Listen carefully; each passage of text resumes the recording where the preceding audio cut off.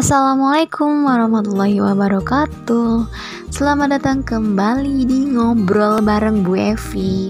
Nah, sudah lama ya kita tidak berjumpa, bercakap-cakap membahas materi tentang bahasa Indonesia. Nah, pada video kali ini Bu Evi akan membahas tentang materi kritik dan isai. Tentunya dua jenis hal ini tuh serupa tapi tak sama. Buat kalian yang sudah penasaran seperti apa sih kritik dan isai, maka kalian jangan pernah skip video ini dan tetap semangat untuk belajar. Berikut materinya. Nah, untuk kritik dan isai itu sebenarnya dua jenis tulisan yang hampir sama. Kenapa? Karena keduanya itu sama-sama mengungkapkan pendapat atau argumen. Tetapi tidak hanya dia itu berpendapat saja atau berargumen saja, tentunya si kritikus ya sebutan bagi orang yang suka memberikan kritik atau menulis kritik dan isai gitu ya, itu harus melakukan analisis dan penilaian secara objektif terlebih dahulu agar dapat dipercaya. Jadi tidak asal memberikan pendapat ya. Kemudian penilaian terhadap karya itu secara seimbang, baik itu kelemahannya maupun kelebihannya. Jadi harus imbang, tidak boleh dia kelemahannya itu harus ditekankan atau kelebihannya itu harus ditekankan, itu tidak boleh. Kita tidak boleh ibaratnya tuh berat sebelah ya. Nah, yang perlu menjadi dasar buat kalian semua cara membedakannya gitu ya. Aduh, katanya kritik sama isai itu sama-sama memberikan pendapat. Terus cara membedakannya gimana nih biar kita itu tidak salah gitu. Kalau ini disebut sebagai kritik, kalau yang ini disebut isai. Mudah banget gitu ya. Nah, perhatikan baik-baik. Kalau kritik itu lebih fokus menilai karya, tetapi kalau isai lebih mengarah pada sudut pandang seseorang terhadap suatu objek atau peristiwa gitu. Jadi kalau kritik itu fokusnya kepada karyanya, tapi kalau isai itu bisa apa aja gitu ya. Pembahasan lebih jelasnya tentang perbedaan antara kritik dan isai bisa kamu sajikan di halamannya tersebut ya. Yang pertama, dilihat dari objeknya. Kalau kritik itu objeknya karya, jadi yang jadi sasaran untuk penilaian itu adalah karya, sedangkan isai itu merupakan bisa karya, bisa fenomena atau apapun. Pokoknya kalau kritik itu cuma satu objeknya, karya, tapi kalau isai itu bisa apa saja ya. Kemudian dilihat dari penilaiannya. Kalau kritik itu penilaiannya bersifat objektif, jadi dia tidak berpihak. Tetapi kalau isai itu bersifat subjektif, jadi membawa perasaan. Kalau dia tidak suka terhadap yang dinilai, ya dia bilang tidak suka, seperti itu ya. Kemudian yang ketiga, perbedaan yang ketiga bisa kamu lihat dari kajian teori. Nah, kalau kritik itu menggunakan kajian teori, jadi harus ada kayak ilmu-ilmunya, metode-metode yang digunakan, seperti itu. Tetapi kalau isai itu tidak ada atau tidak menggunakan kajian teori. Terus kemudian yang terakhir itu pembahasan. Nah, kalau untuk pembahasan, untuk kritik itu pembahasannya secara utuh dan juga menyeluruh. Pokoknya misalkan mau mengkritik buku ya, satu buku itu dibahas secara utuh dan menyeluruh. Berbeda dengan kritik, kalau isai pembahasannya itu hanya tidak menyeluruh gitu, hanya pada hal yang menarik menurut pandangan penulis.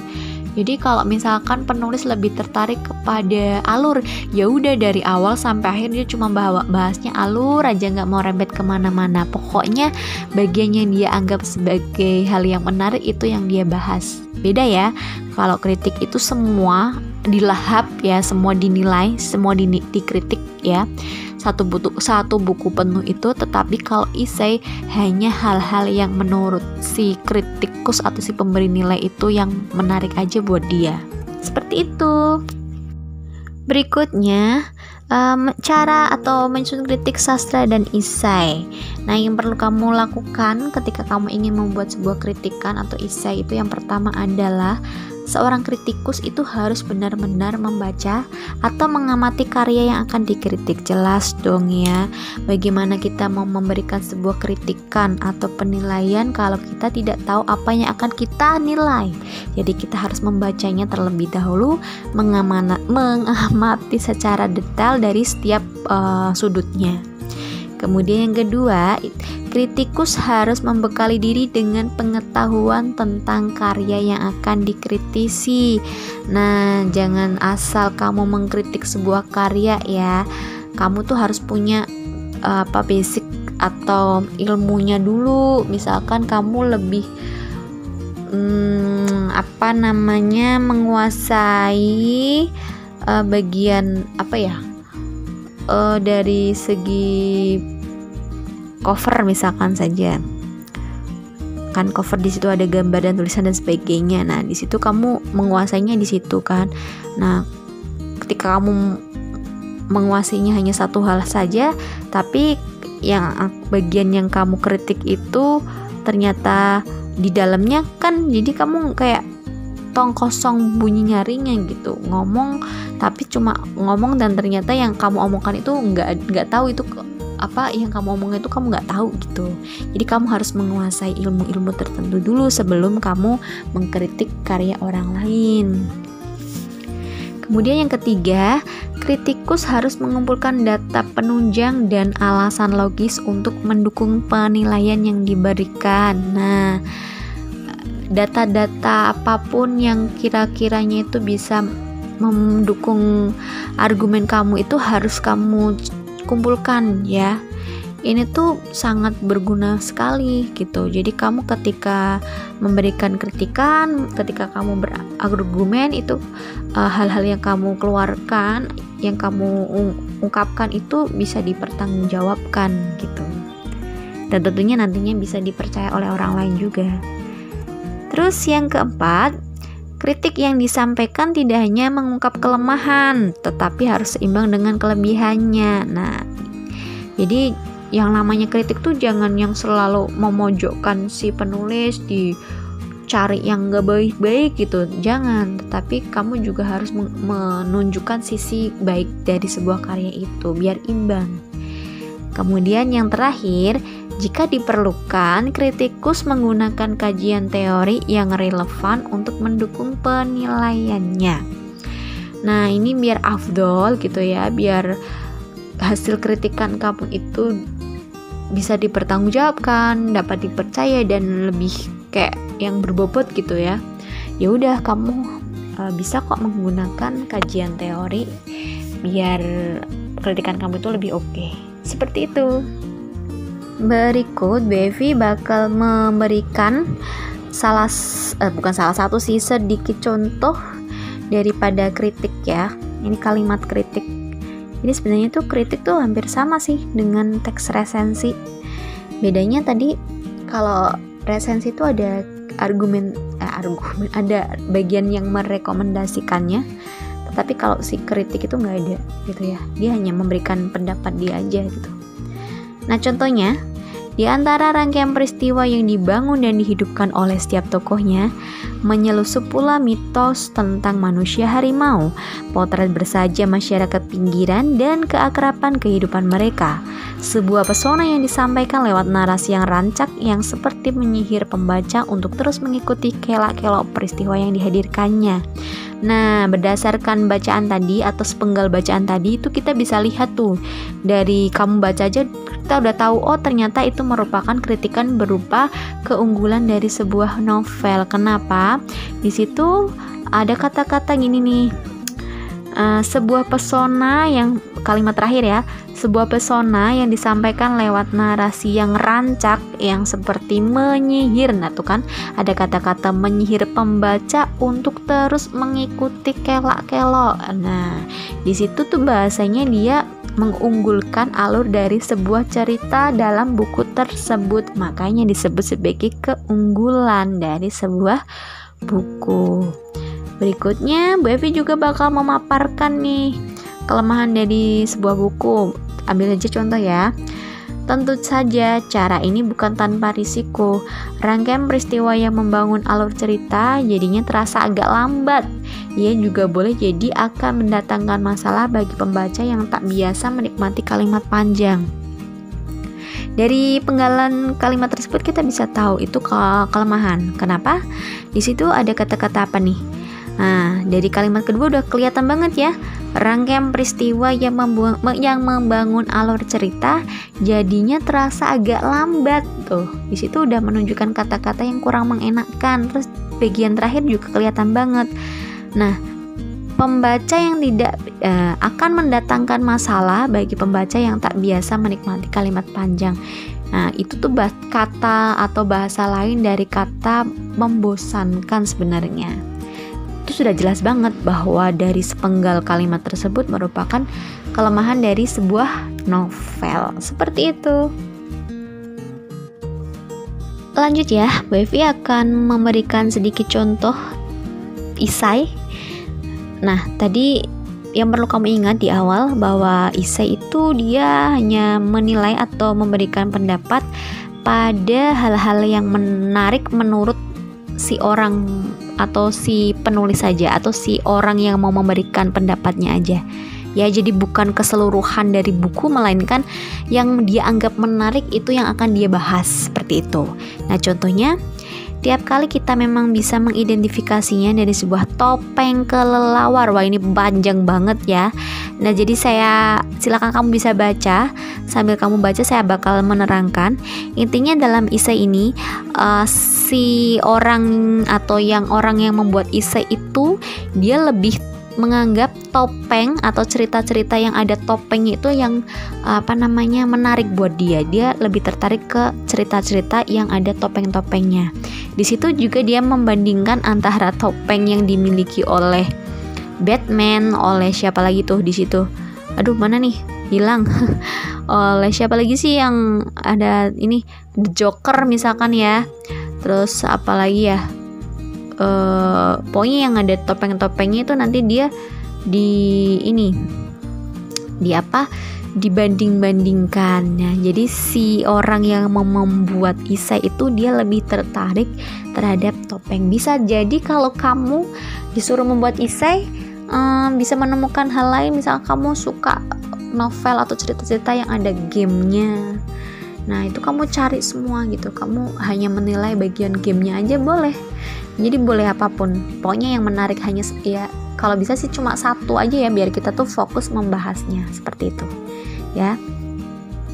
Lanjut ke struktur teks kritik. Jadi strukturnya itu ada 3 sih, sama-sama antara kritik dan esai ada 3.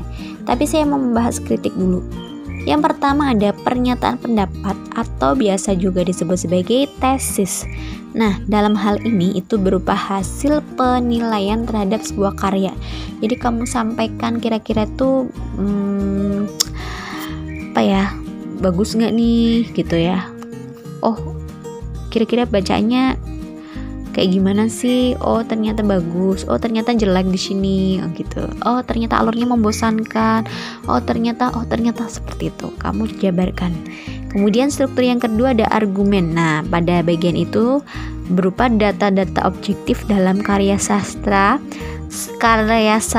serta alasan logis. Nah, ketika kamu memberikan keunggulan ataupun kelemahan dari suatu karya yang kamu kritik di bagian pernyataan pendapat, kamu juga harus memberikan data-datanya sebagai bentuk pertanggungjawaban kamu pada bagian argumentasi. Jadi kamu gak asal ngomong, kamu tunjukkan. Kok kamu bisa bilang sih karya A, misalkan novel A itu alurnya membosankan. Nah, nanti kamu tulis tuh kenapa membosankan, kamu kasih lihat gitu, pada bagian mana yang membosankan gitu. Berikutnya yang ketiga ada penegasan ulang. Nah, yang terakhir ini itu berupa ringkasan atau pengulangan kembali tesis dalam kalimat yang berbeda. Jadi tadi ketika kita memberikan penilaian berupa keunggulan ataupun kelemahan dari karya sastra tersebut, kita ulangi lagi, kita tulis lagi pada bagian terakhir tetapi dengan bahasa yang berbeda. Dan tentunya ini digunakan untuk mempertegas dari hasil kritikan kita. Berikutnya, struktur teks esai sama ya. Tadi saya sudah bilang di awal ada 3. Yang pertama itu berupa pernyataan pendapat atau tesis.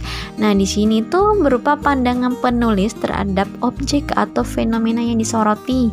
Misalkan saja tadi contohnya kan ada si pembuat esai itu lebih tertarik dengan topeng. Jadi kita membahas topeng secara umum dulu gitu. Misalkan saja kamu tertarik dengan tadi game. Jadi kita bahas game secara menyeluruh atau secara umum terlebih dahulu gitu. Kemudian argumen. Nah, kalau sudah masuk argumen di sini kamu beri tuh alasan-alasan logis yang subjektif. Nah, tadi kan kita sudah belajar ya perbedaan antara kritik dan esai. Kalau si kritik itu sifatnya objektif, tapi kalau yang esai itu sifatnya subjektif atau membawa perasaan, atau perasaan kita itu kayak dibawa ke dalam penilaiannya gitu, hasil penilaiannya. Kalau kita tidak suka terhadap karyanya, maka kita bilang tidak suka karena memang kitanya yang tidak suka gitu. Terus yang terakhir, penegasan ulang. Sama ini dengan tadi penegasan ulang pada struktur kritik.